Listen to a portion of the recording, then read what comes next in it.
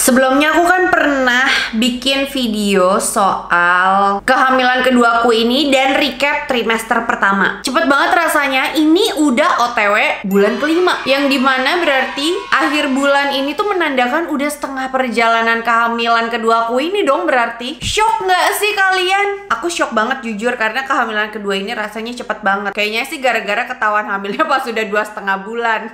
Tapi ya rasanya kayak seneng aja gitu, karena prosesnya rasanya tuh kayak cepet gitu loh. Nah sekarang aku mau ngasih sedikit update soal bulan pertama di trimester kedua. Dan ya sedikit live update juga lah ya pokoknya. Kali aja ada yang lagi mau promil ataupun pejuang garis 2. Siapa tahu info-info yang akan aku share ini bermanfaat buat kalian. Tapi sebelumnya, hi, welcome back to my YouTube channel. Ketemu lagi dengan aku, Riri Talks.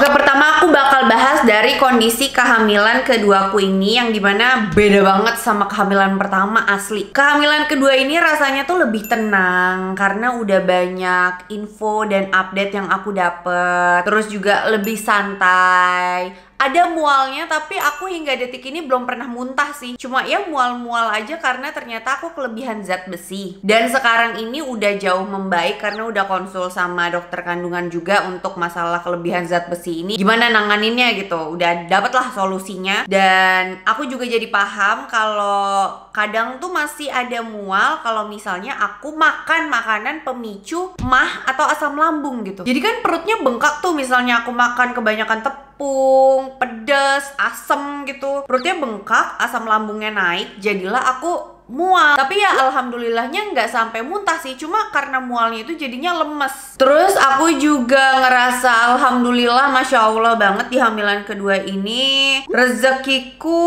lebih lah dari kehamilan yang pertama. Jadi aku bisa konsul lengkap sama dokter kandungan, dokter gizi, dokter kulit, bu bidan. Jadi tuh aku bisa dapat banyak info bermanfaat yang bikin aku tuh baru sadar kayak oh hamil tuh gitu ya gitu. Dan ada beberapa hal yang bikin aku kaget banget. Fun fact-nya adalah katanya ternyata mual-mual yang parah sampai muntah, dan itu aku alami di kehamilan pertamaku ya, bukan yang sekarang. Kehamilan pertamaku sampai 7 bulan dulu aku muntah-muntah. Itu kemungkinan karena aku defisiensi nutrisi. Jadi sebelum hamil tuh mungkin kekurangan nutrisi makanan gitu loh, kekurangan gizi lah dengan kata lain. Mungkin makannya aku kebanyakan nasi, kebanyakan gorengan, kebanyakan tepung-tepungan, kebanyakan karbo. Kurang tuh untuk lauk pauk, buah dan sayurnya tuh kurang banget gitu. Jadi ngaruh ke kehamilan pertamaku dulu. Terus ada kemungkinan Ralin itu kemungkinan ya alergi parah banget, dermatitis atopiknya itu karena selama di kandunganku itu dulu dia tidak terpenuhi nutrisinya.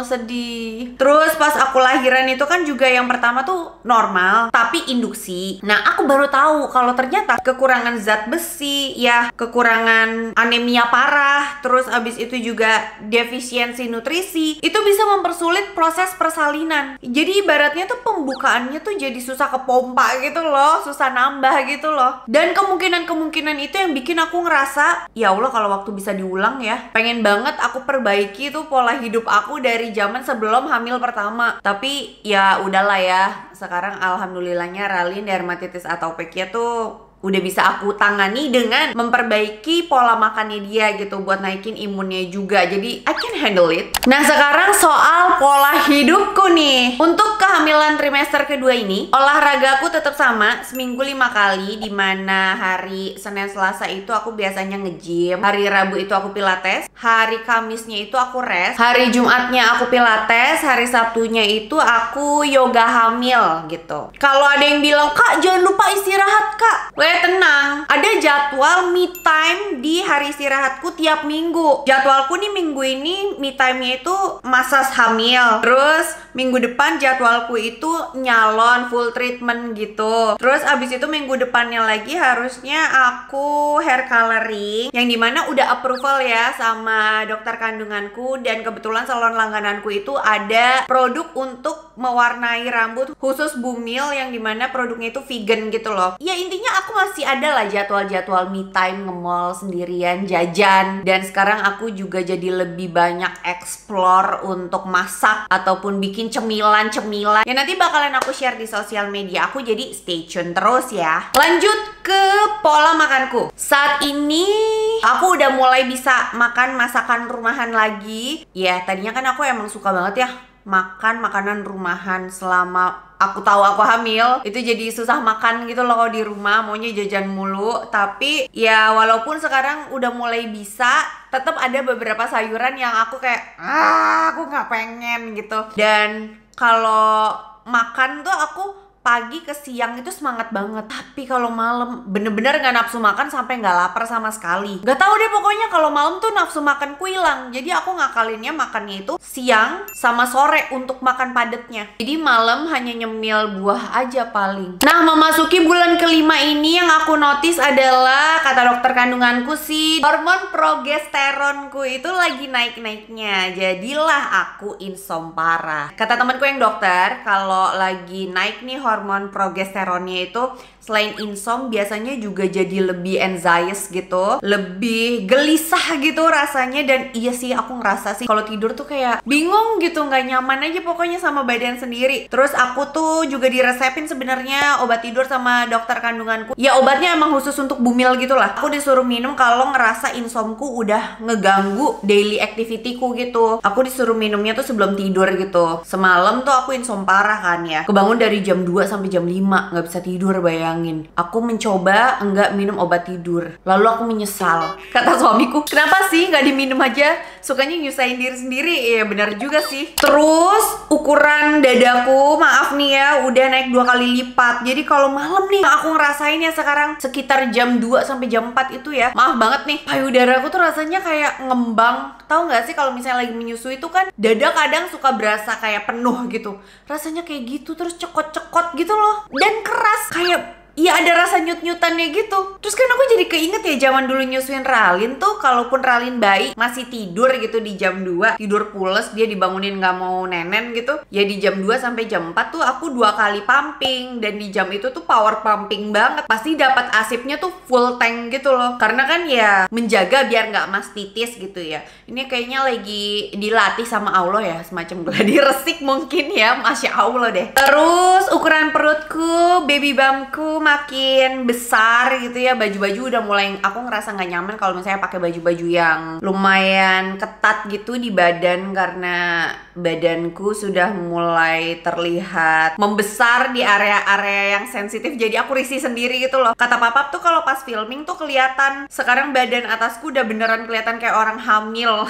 Terus celanaku, untungnya aku punya banyak celana yang ukurannya tuh kegedean dan gak aku turunin gitu. Jadi ya bisa aku pakai sekarang. Lalu berat badan, dibandingin kehamilan pertama, alhamdulillah kali ini berat badanku, kemarin sih nimbang aku naik 3 kilo. Kalau kehamilan pertama aku dulu sampai bulan ke-6 kalau nggak salah malah turun 4 kilo karena nggak bisa makan sama sekali kan ya. Nah ini kemarin aku nimbang udah naik 3 kilo. Tapi tadi pagi aku nimbang lagi. Lah kok turun lagi sekilo? Jadi kayaknya gara-gara semalam tuh aku BAB 2 kali. Kelancaran ya. Berarti sekilonya itu isinya kotoran doang. Tapi nggak tahu ya, beberapa bulan ke depan kan masih panjang nih perjalanannya. Goalsku sih tiap bulan kalau bisa naiknya mudah-mudahan cuma sekilo aja, biar nggak terlalu engap banget lah. Tapi lagi-lagi ya kalau bisa, kan manusia hanya bisa berencana, yang ngatur yang di atas. Nah yang banyak ditanyain soal gender, aku dan papap sebenarnya udah diinfo sama dokter kandungan mengenai gender janinku ini, gender si adek. Tapi tetap aku nggak akan ngasih tahu ke kalian sampai hingga nanti waktunya tiba. Udah pas lahir aja lah nanti, karena prinsip aku dan papap tuh ya, mau hasil tes darah kek, mau kata dokter kandungan kek, mau cewek atau cowok, itu buatku dan papap tuh ya sama aja gitu. Intinya saat ini aku mau fokusnya ke diri aku sendiri, buat nikmatin momen kehamilan ini gitu loh, biar aku juga bisa terkoneksi dengan baik sama si adik janin ini. Yang penting aku mohon doa aja sih dari kalian, semoga proses kehamilan keduaku ini lancar, aku dan adik janin juga sehat terus. Terus ya baik janin, plasenta, air ketuban, dan segala yang mengelilinginya, termasuk organ tubuhnya, semuanya bisa berkembang dengan baik, sempurna sesuai dengan usia kandungannya, hingga nanti usianya cukup untuk terlahir ke dunia tanpa kurang satu apapun. Aku mohon doanya itu aja sih. Terus aku juga sekarang ini meminimalisir berita-berita negatif gitu loh. Jadi gini, yang namanya orang lagi nggak hamil aja suka negatif thinking, suka mikir yang aneh-aneh. Apalagi kita lagi hamil gitu kan ya, pikirannya suka macem-macem. Nah kalau misalnya sekarang aku udah ngelihat berita yang nggak enak, aku skip. Moodku udah jelek gara-gara aku nonton konten tertentu, aku off sosmed dulu, aku meditasi dulu. Jadi intinya sekarang emang fokus full ke diri sendiri gitu, karena aku yakin banget dari pikiran itu nyambungkan ke komunikasi kita sehari-hari sama janin gitu. Walaupun ada jadwal rest olahraga, aku tetap ada stretching plus meditasi yang diajarin sama Bu Bidan. Jadi meditasinya itu dengerin musik sambil afirmasi positif gitu loh, dan itu ternyata lumayan ngaruh ya sama kondisi mentalku gitu loh, kayak memperbaiki mood juga. Kalian antara hamil ataupun tidak kayaknya mesti coba sih meditasi dengan afirmasi yang positif. Lalu soal belanja kebutuhan baby, ada yang nanya, "Kak, spill dong." Lah aku belum belanja, kemungkinan malah aku tuh belanjanya nanti aja deket-deket due date gitu loh. Mungkin cuma paling sekarang aku mulai ngelis aja apa aja sih yang dibutuhin gitu.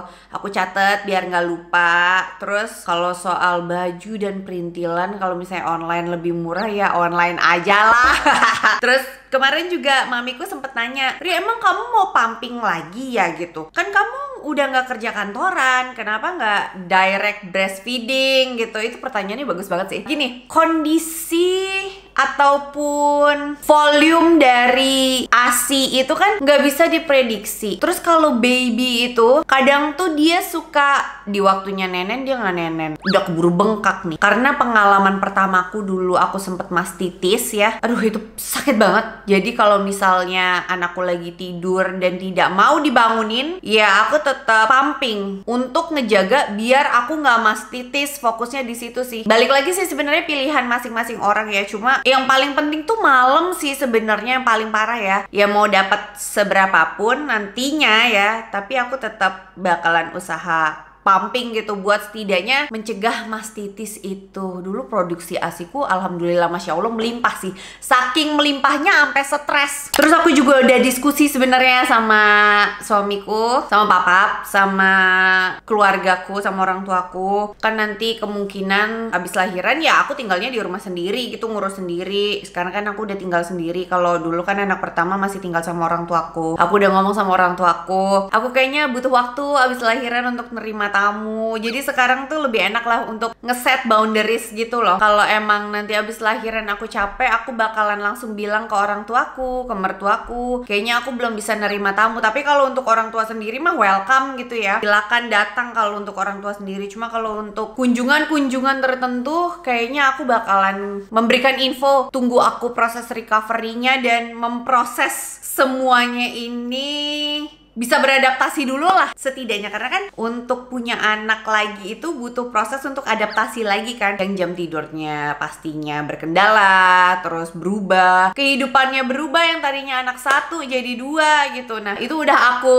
plan tuh dari sekarang, udah aku omongin. Intinya kalau kalian adalah seorang pejuang garis 2 atau mungkin beberapa tahun yang akan datang tuh ada rencana untuk hamil, kalian adalah orang yang beruntung yang nonton video ini. Karena kenapa? Kalian masih dipercaya untuk punya waktu buat memperbaiki pola hidup kalian. Karena ternyata dari pengalamanku, proses kehamilan itu tuh kayak akumulasi dari pola hidup mana yang kalian pilih. Jangan sampai kalian nyesel di kemudian hari. Kakak Yain udah pulang les, jadi videonya harus udahan dulu. Makasih banyak buat kalian yang udah nonton video ini dari awal sampai habis. It means a lot for me. Jangan lupa buat tinggalin jejak dengan klik likes dan subscribe channel YouTube aku. Udah? Terus jangan lupa juga untuk aktifin bel notifikasi kalian supaya kalian jadi Jamet Squad aku yang pertama tahu kalau misalnya ada video baru yang diupload di channel YouTube ini. Once again, thank you guys for watching and I'll see you soon on my next video. Bye! Bye.